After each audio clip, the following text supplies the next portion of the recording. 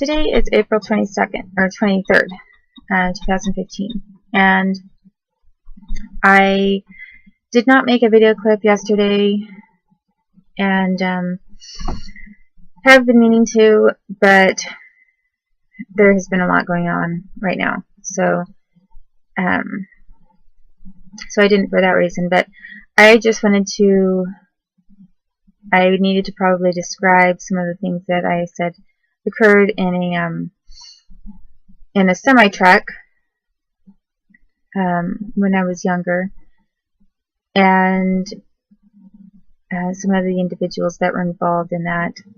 And I actually just woke up not very long ago, so I'm kind of tired. I'm still waking up, and really am stalling and delaying on talking about it because I just don't really feel like getting into it. But I guess basically I'll just kind of make it brief. Basically what they would do is, as I explained, you have a semi-truck out there, and then I would be forced into it. Sometimes I would be told to go in and see so-and-so, and just, it was like a friendly thing and saying hi to someone, and then all of a sudden, the next thing I knew, I was getting jumped. I was getting pushed into the back and then getting jumped. And then other times I was actually being dragged or held as I was forced into a semi-truck and then jumped. And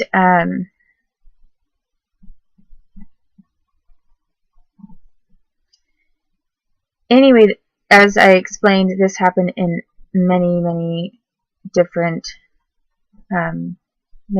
semi-trucks, and it was something that occurred very often for a certain period of time, when they were, I guess, trying to quote-unquote condition me to accept being raped in that situation. And then I was being forced to, as in all of the other instances that I've described where the government was involved, I was being forced to pretend like everything was fine, we were all friends, and I basically had to act like we were all friends and everything was fine, or they do it again, or they do something even worse. And then the thing is I didn't have any options out of it. For example, it wasn't like they were saying, okay, just pretend to be our friends for a little bit, and then after a while you can leave and be with normal people and forget about all this, that kind of thing.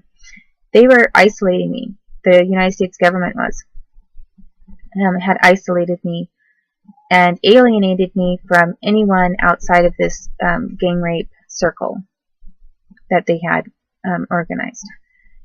And this wasn't just about rape, because they were also involved in torturing me, in programming me, and then they were, of course, involved and had a hand in stealing all of my songs from me. Everything that I wrote was being passed off to someone else, who then claimed that they had written it, or that their friends, their producer, or so-and-so wrote the song. And the government was making a huge amount of money off of that. But this was not a situation where, as I say, like, where I was being put into certain circumstances and then forced to pretend that we're all just friends, to pacify, quote unquote, the enemy, quote unquote, and adjust and adapt to being friendly with everyone. Some of the people would leave. For example, some of the people involved in the gang rape of me would leave the situation then, and I wouldn't see them for a long time. And sometimes I'd see them later in other circumstances, and other times, maybe I only saw a certain couple of people involved one time, and not several times in the same, kind of time span of years. But then what they were doing is, regardless of whether a couple of people left and I didn't see them anymore, I was getting isolated to not be around any kid or adult that was outside of this circle. So it wasn't just pretending and trying to get along with people that had just immediately jumped me and raped me.